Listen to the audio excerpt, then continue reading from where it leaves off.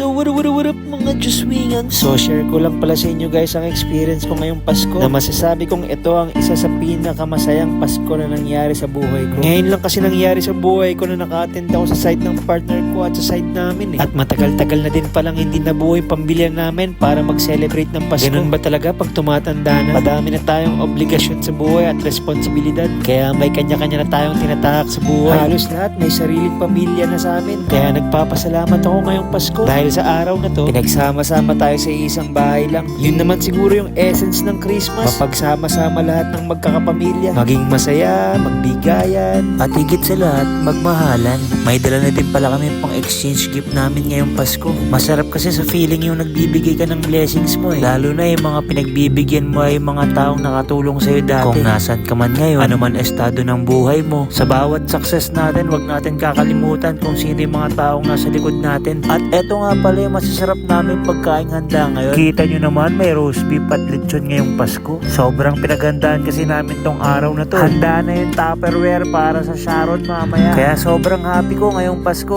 Sana happy rin kayo. Wala na akong mahihiling pa na ibang regalo. Basta masaya at malusog lang yung pamilya ko. Ox na ako dun. Kaya Merry Christmas ulit sa inyong lahat at Happy New Year na rin pala. Sana lahat ng pangarap natin sa buhay matupad ngayong 2025. Let's go!